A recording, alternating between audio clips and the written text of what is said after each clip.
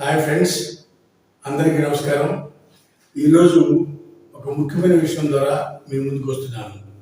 పోతే అది ఏమిటంటే, ఈరోజు ఆంధ్రప్రదేశ్లో ఎక్కడ చూసినా, ఏ రాజకీయ పార్టీ చూసినా వాలంటరీ వ్యవస్థ మీద ఒకళ్ళు తప్పని, ఒకళ్ళు రైట్ అని, ఒకళ్ళు రకరకాల ఒపీనియన్స్.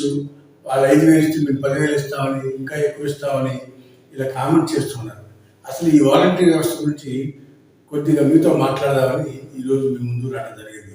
అది ఏమనగా, 2014 చంద్రబాబు నాయుడు గెలిచినప్పుడు జన్మభూమి కమిటీలు అని చెప్పి పార్టీ కార్యకర్తల్ని కొంతమందిని తీసుకుని గ్రామంలో వాళ్ళతో జన్మభూమి కమిటీ వేసి, ఆ కమిటీ ద్వారా మెరిట్స్ అండ్ డిమెరిట్స్, సంక్షేమ పథకాలు, ఎవరికి అర్హత ఉంది, అర్హత లేదు, అలా నిర్ధారణ చేయడం వలన గ్రామాల్లో రాజకీయ కక్షలు పెరిగి ఈ జన్మభూమి కమిటీ ఫెయిల్యూర్ కారణం రాజకీయ కోణంలో ఆ కమిటీలు ఉండటం వల్లే జరిగింది.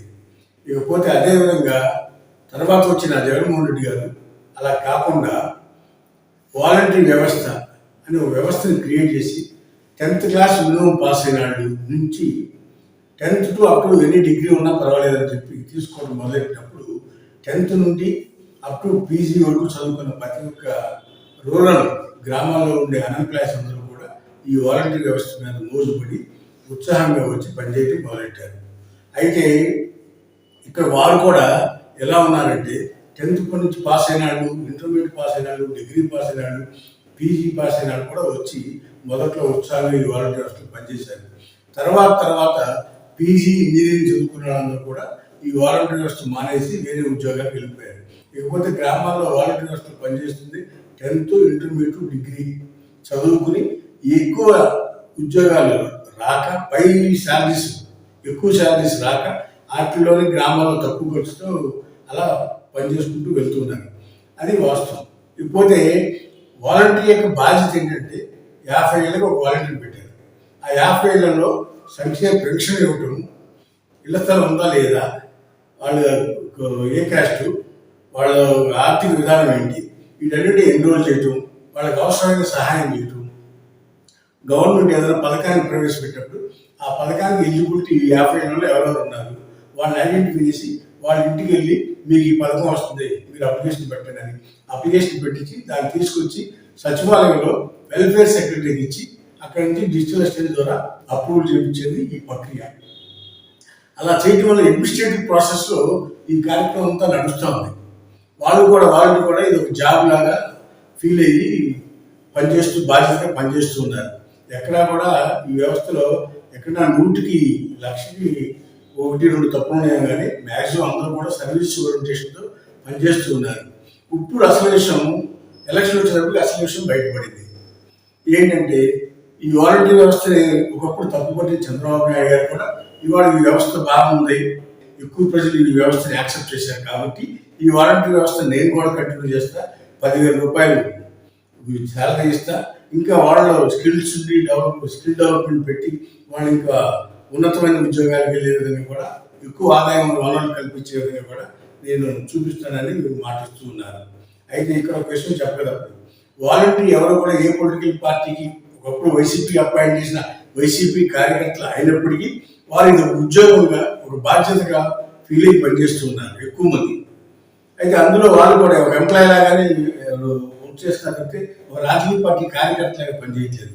ఇక్కడ మీకు చెప్పొచ్చేది ఏంటంటే, ఏ రాజకీయ పార్టీ అయినా సరే వాలంటరీ మీద రేపు ఓట్లు పడతాయని అనుకుంటే అది చాలా తప్పు. వాలంటరీ వాడు డ్యూటీ లాగా చేసుకున్నాడు, వాడి పని వాడు చేసుకున్నాడు, వాడి జీతం వాడు తీసుకున్నాడు తప్పితే ఒక రాజకీయ పార్టీ కార్యకర్తలుగా వాళ్ళు ఎవరు కూడా గ్రామాల్లో పనిచేయట్లేదు. ఇది మట్టికి ప్రతి ఒక్కళ్ళు, ప్రతి రాజకీయ పార్టీ కూడా అర్థం చేసుకోవాల్సిన అవసరం ఉంది. ప్రతి గ్రామంలో కూడా ప్రతి ఓటర్ని కూడా తరలించగలిగే శక్తి ఒక రాజకీయ పార్టీ కార్యకర్తకు ఉంది, కానీ వాలంటీర్కి లేదు. ఎందుకంటే వాళ్ళు ఇస్తున్నారు, మేము తీసుకున్నాం, ఇది మా రైట్ అనే భావన బెనిఫిషియల్లో ఉంది. ఇది వాలంటరీ మాకేదో ఫేవర్ చేస్తాననే భావన లేదు. ఇది గవర్నమెంట్ మా కోసం సంక్షేమ పథకాన్ని ప్రవేశపెట్టింది, ఆ పథకం మాకు అర్హత ఉంది కాబట్టి మాకు ఇస్తున్నారు అని వాళ్ళు ఫీల్ అవుతారు బెనిఫిషియర్స్.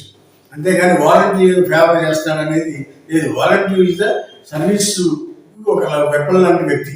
ఎవరికి బెనిఫిషియర్స్కి ప్రభుత్వానికి మధ్యలో ఒక సహాయకుడిగా ఉన్నాడు తప్పితే అతని ఇన్ఫ్లుయెన్సర్ కాదు. రాజకీయ పార్టీ ఇన్ఫ్లుయెన్సర్ అంటే రాజకీయ పార్టీ కార్యకర్తే. ఎందుకంటే ఎవరైతే ప్రజలు ఉన్నారో వాళ్ళకి అవసరం వచ్చినప్పుడు నిలబడి వాళ్ళకి ఏదైనా సహాయం కావాల్సి వచ్చినా, ఒక మంచి కావాల్సి వచ్చినా, ఒక ఎంఆర్ ఆఫీస్ కావాలన్నా, ఒక పోలీస్ స్టేషన్ అయినా, లేదా ఒక ఆర్డీఓ ఆఫీస్ అయినా, లేదంటే ఇంకొక సమస్య ఏదైనా ఉన్నా నిలబడి చేసేది రాజకీయ పార్టీ కార్యకర్తలు. కార్యకర్తలు చెప్తే ప్రజలు మొగ్గు చూపుతారు తప్పితే వాలంటీర్లు చెప్తే ఇన్ఫ్లుయెన్స్ అయ్యి ఓటేసే అంత అవకాశం ఉందని నేనైతే అనుకోను. ఎందుకంటే ఇక్కడ గ్రామాల్లో మేము చూస్తా ఉన్నాం ప్రతిరోజు కూడా నిత్యం ప్రజల మధ్య ఉండి వాలంటీర్లతో కూడా మమ్మేపోయి వాలంటీర్ అనేవాడు ఒక జాబ్ లాగా ఫీల్ అవుతారు తప్పితే వాళ్ళు ఒక ఇది పొలిటికల్ పార్టీ కార్యకర్తగా ఫీల్ అవుతారు. అపాయింట్ అవ్వకముందు వాళ్ళంతా కూడా వైసీపీ కార్యకర్తలే. కానీ ఈ రోజు వాళ్ళంతా కూడా ఒక ఎంప్లాయీ రూపంలోకి వచ్చేసి ఎంప్లాయీ అనే భావన వాళ్ళలో ఎక్కువగా ఉంది. కాబట్టి పొలిటికల్ పార్టీలు అర్థం చేసుకోవాలి ఏంటంటే వాళ్ళు ఇన్ఫ్లుయెన్సర్ కాదు. ఓటర్ని ఓటేపించేంత ఇన్ఫ్లుయెన్స్ వాళ్ళకి లేదు. వాళ్ళు ఎలా ఓన్లీ సర్వీస్ చేసే ప్రభుత్వానికి ప్రజలకి మధ్యలో అనుసంధానంగా ఉన్న వ్యవస్థ తప్పితే వాళ్ళ పీపుల్ని ప్రజల్ని ఇన్ఫ్లుయెన్స్ చేయించి ఓటేపించగలిగే శక్తి అతి తక్కువ మంది వాలంటీర్లకు మాత్రమే ఉండొచ్చు. అంతేగాని ఎక్కువగా ప్రజలందరూ కూడా పొలిటికల్ పార్టీ కార్యకర్త మీద డిపెండ్ అయినంతగా వాలంటీర్ మీద డిపెండ్ అయ్యి గ్రామాల్లో లేరు. కాబట్టి ఇది అర్థం చేసుకుని రాబోయే రోజుల్లో వాలంటీర్ వ్యవస్థ మీద పొలిటికల్ ప్రెజర్స్ లేకుండా వాళ్ళ పని వాళ్ళు చేసుకోండి. దాంట్లో తప్పులు ఉన్నాయా లేవా అని ఆలోచిస్తే ఉన్నాయి. 50 ఏళ్ళకి ఒక వాలంటీర్ కాకుండా 100 కుటుంబాలకి అవసరమైతే ఇంకో 10 కుటుంబాలు పెంచే 125 కుటుంబాలకైనా ఇచ్చి ఒక వాలంటీర్ ఇచ్చి వాళ్ళకు 10,000 రూపాయలు జీతం ఇస్తే వాళ్ళకు కూడా ఒక కుటుంబాన్ని పోషించుకుంటానికి దీని మీద సరిపడా పని ఉంటుంది, సరిపడా వర్క్ ఉంటుంది. కాబట్టి ఆ విధంగా చేస్తే బాగుంటుందని నా అభిప్రాయం. ఏ రాజకీయ పార్టీ అయినా సరే వాలంటీర్ మీద రేపు ఓట్లు పడతాయని అనుకుంటే అది చాలా తప్పు. హాయ్ ఫ్రెండ్స్, మా ఫ్యూచర్ టుడే ఛానల్ చూస్తున్నందుకు చాలా థ్యాంక్స్. మరిన్ని లేటెస్ట్ వీడియోస్ కోసం వెంటనే సబ్స్క్రైబ్ చేయండి. అలాగే ఈ బెల్ ని కూడా రింగ్ చేసేయండి. మా లేటెస్ట్ వీడియోస్ నోటిఫికేషన్స్ అన్నీ మీ మొబైల్లో వస్తాయి. మా వీడియోస్ మీకు నచ్చితే లైక్ చేయండి, షేర్ చేయండి, నచ్చకపోతే కామెంట్ చేయండి.